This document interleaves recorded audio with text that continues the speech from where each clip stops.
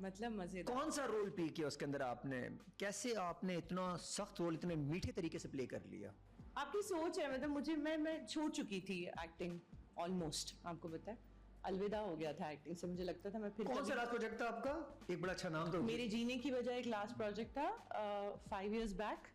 और एक लंबा ब्रेक आपका बीच का आया। 4 to 5 years। 4 to 5 ईयर का हाँ। ब्रेक। तो वो याद नहीं आ रहा था कि रास्ते में रोकना? हाँ, पर अपने कुछ पर्सनल रीजंस थे जिन पे भी हम बात करेंगे अभी लेटर ऑन। तो उसकी वजह से आई वाज़न्ट वर्किंग। अच्छा, मैं बड़ा इंटरेस्टेड उस पर। मुझे पता है, आप इस सारी बात में इंटरेस्ट आपका लूज हो गया, सारा इंटरेस्ट वही चला गया। यार मेरा बड़ा मजा आता है कि हुआ एक्चुअली क्या, कितना बड़ा बंदा स्टार होता है, फिर अचानक वो गायब होता है, फिर वो कम बैक करता है और फिर वो स्टार बनता है। बीच में जो दिन होते होंगे वो किन लोगों के लिए गुजारता है, कितना प्यार होता होगा उन लोगों से, या कितना। मैं टीवी नहीं देखती थी, मैं पाकिस्तानी, मतलब केबल शेबल था ही नहीं। तो आप यहाँ नहीं थी, मालदीव में थी, कहाँ थी आप? नहीं, मैं दुबई में भी थी, कराची में भी थी। अच्छा, पर मैं कहीं भी टेलीविजन नहीं देखती थी क्योंकि देख सकती नहीं थी। मुझे रोना आता था देख के, तकलीफ होती थी, क्योंकि जब एनी पेनी कोई भी एक्ट्रेस जो है वो काम कर रही होती थी। 5 साल की बात करें, 5 दिन और 5 महीने की बातें नहीं होती। जी एग्जैक्टली। मैंने टेलीविजन ड्रामा नहीं देखा, मैं नहीं देख सकती थी पाकिस्तानी ड्रामा, क्योंकि मैं उसका पार्ट रही हूँ और मुझसे बर्दाश्त नहीं होता था कि मैं खुद नहीं हूँ और मैं इतना कुछ कर सकती हूँ ऑन स्क्रीन और मैं नहीं कर रही हूँ।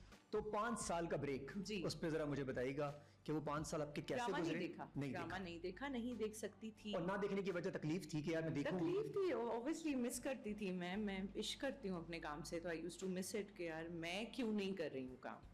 और मैं अपनी वजह से नहीं कर रही थी, नॉट दैट कि आपको ये होता है कि आपको काम मिल नहीं रहा है या पर्टिकुलर तरह का काम नहीं मिल रहा, हर तरह का काम मिल रहा था और आप नहीं कर रहे थे।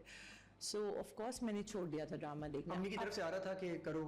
अम्मा की तरफ से हमेशा आता था कि करो। आवाज आती थी, हाँ, करो, हाँ, रोको मत। क्योंकि अम्मा ने ही एक्टिंग शुरू करवाई थी, अल्लाह उन्हें जन्नत ये तो नसीब खुद रुकने की वजह थी, उसके पीछे क्या वजह थी? औलाद मेरी छोटी थी, हाँ, और वी बिन थ्रू, वो मैं ऑलरेडी डिस्कस भी कर चुकी हूँ, तो कोई छुपाने की बात है नहीं। उसकी स्टडी के प्रॉब्लम्स थे, डिवोर्स के इश्यूज थे, तो मुझे नहीं लगा कि मैं मेंटली 100% अपने काम को उस वक्त दे सकती थी। और ये फील नहीं हो रहा था कि दिन जा रहे हैं मेरे, ये टाइम जा रहा है? नहीं, मैं नाइंसाफी फिर भी नहीं कर सकती, भले कुछ चला जाए, भले शख्स चला जाए, भले काम चला जाए, भले वक्त चला जाए, नाइंसाफी वो। बेटा माशाल्लाह आपका? हाँ माशाल्लाह बेटा। कितनी एज है उनकी?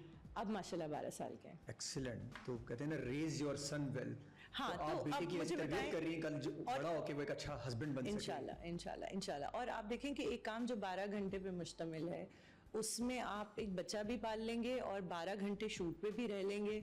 ये उनके साथ तो शायद हो सकता होगा जिनकी 4 बहनें होंगी पीछे संभालने के लिए, या कोई बहुत प्रॉपर अटेंड करने के लिए होगा। मेरे पास अनफॉर्चुनेटली नहीं था, जहाँ इतना सब कुछ था वहाँ ये नहीं था। तो मुझे लगा कि नहीं, और साइकोलॉजिकली मुझे ये फीलिंग थी कि मैंने खुद एक ऐसा बचपन देखा था जिसमें अम्मा अवे थी, फ्लाइट्स पे थी। You getting what I'm saying? अम्मा 12-12 दिन लंदन होती थी, 12-12 दिन इधर उधर आगे पीछे। तो मुझे ऐसा लगता था कि बच्चे को मैं चाहिए हूँ, बचपन मेरे साथ गुजरेगा, अदरवाइज ट्रबल्स हो जाएंगे। तो कुछ तो कॉम्प्रोमाइज करना था। जहन में था कि मेरे साथ कहीं थोड़ा सा तो मैं नहीं होने दूंगी यहाँ पर। नहीं होने दूंगी, एटलीस्ट एक पेरेंट रह गया है बच्चे के पास, तो वो भी नहीं होगा, तो पीछे फिर मेड्स पे। और तो आपने अपने करियर पे कॉम्प्रोमाइज किया बच्चों के लिए? मैंने ड्रॉर खोला, उसमें एक पोटली बनाई अपने ख्वाबों की, वो रखी, ड्रॉर बंद किया और पहले माँ का किरदार अदा किया, उसके बाद फिर ओह गॉड ये बहुत मुश्किल था। देखती तो होंगी ना कहीं सब कुछ मैंने बंद करके रखा हुआ है, किसी के लिए रखा हुआ है? रोज देखती थी पुराने अपने ड्रामाज उठा के देखती थी, उनके क्लिप्स निकालती थी और इंस्टा पे डाल देती थी, जस्ट फॉर दैट, क्योंकि कर तो रही नहीं थी कुछ, तो पुराना निकाल के डाल देती थी, just because I was missing it. और फिर अचानक आप बिलीव करें कि जब मुझे ऐसा लगा कि Ran is grown up enough to ask for food और खाना पीना, वो अपना और एक सेटअप क्रिएट कर दिया उसके लिए, ऐसा कि मेड्स हैं प्रॉपर, घर में लोग हैं, एक आंटी हैं, उनको रख लिया to take care of him. तो जब ये सब हो गया तो one fine day I thought यार काम करना है and all that. I just got a call, I think after 2 days of that manifestation, कि हिबा वो एक प्रोजेक्ट है और उसमें तुम्हारा नाम दिया। वन ऑफ माय फ्रेंड जिसने कॉल किया उसको पता होगा कि आप 5 साल से 4 साल से काम नहीं कर रही थी, Paras Masroor, if you know him, he is an actor.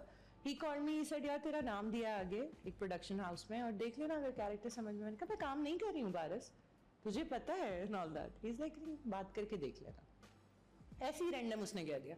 Meesam Naqvi called me and he said एक मायरी करके हम एक प्रोजेक्ट कर रहे हैं और Hiba I am telling you, I bet कि ये प्रोजेक्ट डिफरेंट होगा। एंड आई वाज लाइक हर प्रोजेक्ट के लिए हर डायरेक्टर प्रोड्यूसर का यही एक फीलिंग होती है, तो ऐसा ही मतलब ठीक है देखते हैं, इज लाइक नेगेटिव कैरेक्टर है एंड ऑल दैट। मैंने कहा तो वापस आऊँ, ऊपर से नेगेटिव से आऊँ, तो ये तो फिर इतने टाइम बाद मैं अपनी इतनी फ्रस्ट्रेशन लेके वापस आ रही हूँ, वो भी नेगेटिव से। आना कैसे था?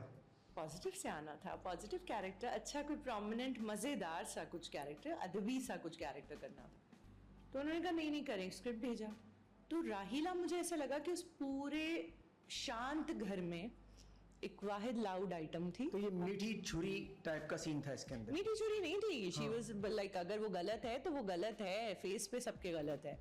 अच्छा, पता था कैरेक्टर ऐसा है, फिर भी आपने एक्सेप्ट किया? हाँ बिल्कुल एक्सेप्ट किया, क्योंकि मुझे लगा वो दिखेगा, डिस्कस होने वाला भी होगा, बेइंतहा डिस्कशन, मतलब ऐसा हुआ और डिसीजन आपका ठीक भी निकला, 10 on 10 बेहतरीन निकला।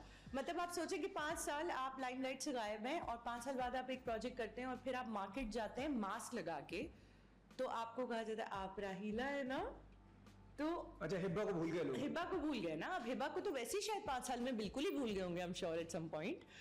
तो आप राहीला हो जाते हैं एकदम से, तो फिर वो आपको जो जस्टिस लगता है तो फिर मजा आता है कि अच्छा, कैरेक्टर से जस्टिफिकेशन होती है जब आपको लोग उस कैरेक्टर का नाम बाहर लोग आपको पुकारते हैं? जैसे फॉर एग्जांपल शायद अगर मैंने वो ड्रामा बहुत ज्यादा देखा होता तो मैं कहता है राहीला है, हिब्बा नहीं, तो आपको लगता है कि यार मेरी जस्टिफिकेशन हो गई कैरेक्टर के साथ? अच्छा देखिए, अब तो ऑनेस्टली स्पीकिंग ऐसा है कि लोग अब बहुत सारे एक्टर्स ये वाली बात कहते हैं कि हमें उस कैरेक्टर के नाम से बुलाया तो हम बहुत खुश हो गए। देखिए कैरेक्टर मशहूर हो जाते हैं, बगैर मेहनत के भी हो जाते हैं कभी कभी, ठीक है, सो ऐसा नहीं है।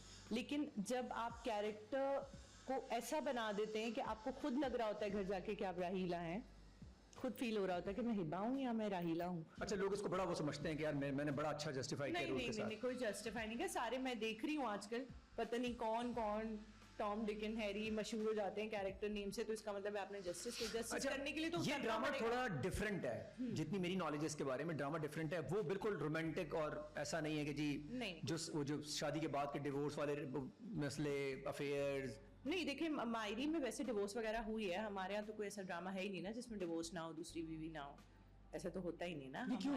ये मजा आता है क्या? ये हमारी स्टोरी लाइन है, हमारे पास। अच्छा, लोग रिलेट क्यों करते हैं यार घर में? क्यों, शायद पाकिस्तान में होता ही है, मुझे ऐसा लगता है। हाँ, आपने कभी देखा है कि कोई 5 दिन काम करके 2 दिन कहता हो कि will work hard party hard? ऐसा तो हमारा स्टेट ऑफ माइंड ही नहीं है ना पाकिस्तान में। तो पार्टी हार्ड शादियां हैं हमारे। शादियां हैं हमारे यहाँ तो ये सीन है कि दादा मतलब जिंदगी ये हमारे मर्दों का मसला क्या है, इनको जैसी पैसा आता है शादियां और गाड़ियों में जोर डाल देते हैं। चक्कर क्या है जी बताइए? या गाड़ी चेंज करेंगे, हाँ, या डायरेक्ट, और फिर उस शादी से भी बेजार आके तीसरे कहीं जाके गम गलत कर रहे होते हैं अपना।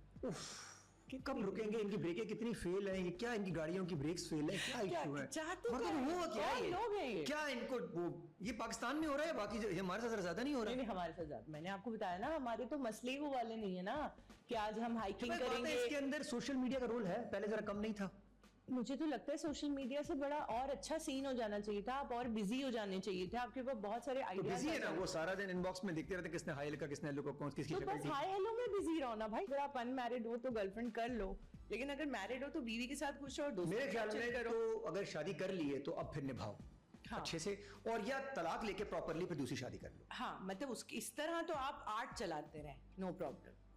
एक को छोड़ा, एक को पकड़ा, एक को छोड़ा, एक को पकड़ा, ऐसे तो आप अपनी सारी जिंदगी ट्रेन चलाते रहे, मसला नहीं। तो रोक, इस ट्रेन को भी रुकवा दो थोड़ा। नहीं रुकेंगे ना, रुकेंगे नहीं ना। अच्छा, ये एक तरफ की ट्रेन है, खवातीन की ट्रेन ऐसी नहीं है? नहीं, खवातीन की ट्रेन तो बेचारी बहुत जो है वो सेल्फ रिस्पेक्ट के साथ चलने वाली है, उसको तो कोई छोड़ जाता है वो उस सदमे से जिंदगी भर नहीं निकल पाती।